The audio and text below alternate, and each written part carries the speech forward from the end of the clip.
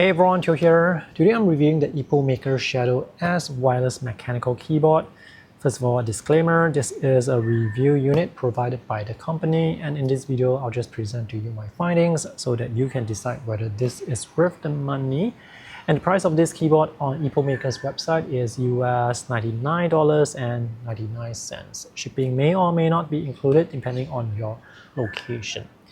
So this keyboard has 85 keys, this 1.14-inch LCD display and a knob.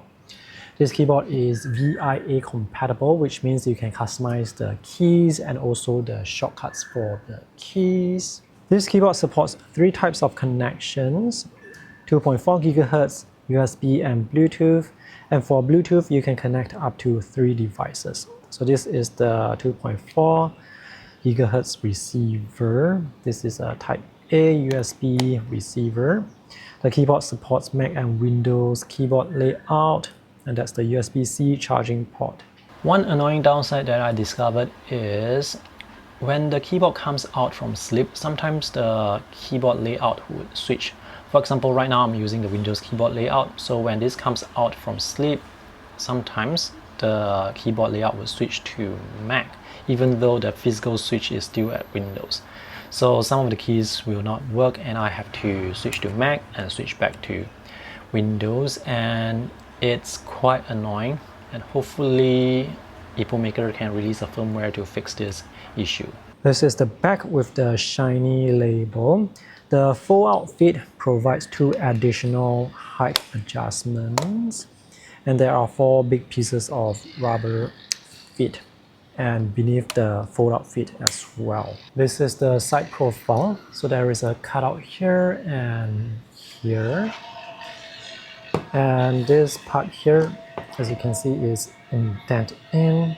This keyboard is available in 2 color variations, white brown, which is this model, and pink white. So the color palette for this does not look brown to me. It looks like a warm gray with mauve colors.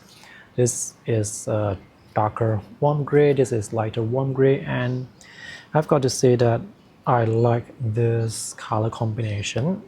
So we have the so-called brown. Okay, so this does look more like brown in front, and this is glossy, and we have this plastic glossy plate here at the back as well. This color combination looks nice to me, so in my opinion the design is definitely one of the main selling points for this keyboard. The keyboard features a gasket mount structure with 5 layers of dampening.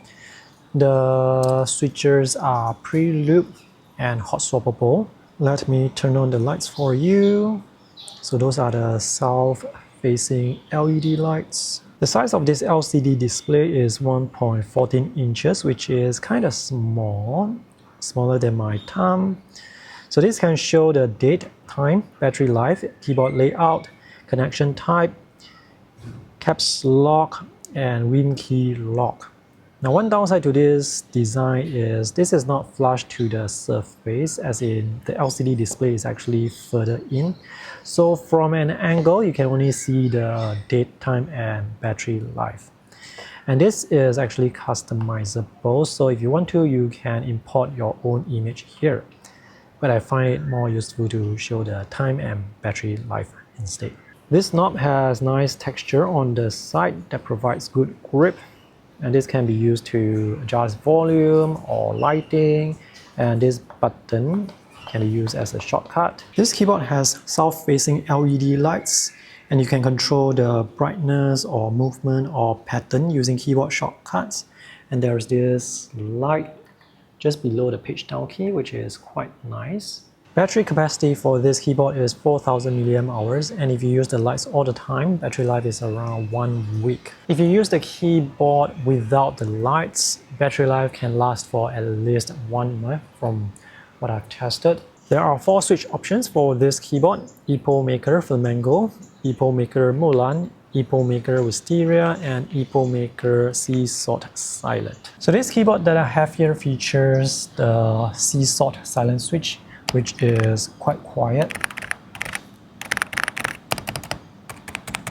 The keys actually sound more dampened than what my mic can record or capture.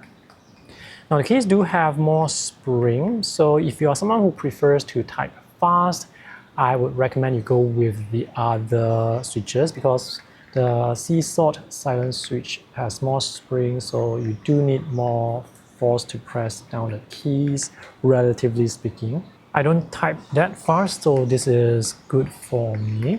For Mac OS users, there is an issue. When you use the Mac keyboard layout, the modifier keys on the left side are Control, Option, Command, which is correct. However, for the modifier keys on the right side, it's Command, Command, Control. And there is no way for you to set this key to Option because the VIA software does not have that option key. This is the VIA software that can help you customize the keys and create shortcuts for the keys. So these are the various shortcuts you can assign to the keys. You can also create macros. I didn't really test this software much because the default functionality for the keyboard works fine for me, but if you need more features, you can get them through this software.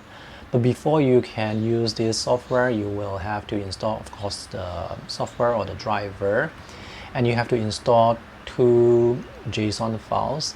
Now the installation instructions are provided in the user manual. So after you install the 2 JSON files, JSON, the software will create the keyboard layout for that specific keyboard that you're using so that you can, customize the keys. The cable has to be connected when you're using the VIA software, and the cable is also needed when you are uploading images to the LCD display. So these are the items included in the box besides the keyboard. That's a 1.8 meter long USB-A to USB-C braided charging cable, 3 extra switches. Here's keycap and key puller, the instruction manual, which you can download online as well. These are the useful shortcuts for the function keys for both Windows and Mac OS. Here's a closer look at the switch, which are pre-lubed in the factory. I'm not sure if this one is pre-lubed, but the ones installed in the keyboard are pre-lubed. So if you guys are interested to buy this keyboard, you can use the links that I have for you in the video description below. I hope this review is useful. See you guys again. Bye.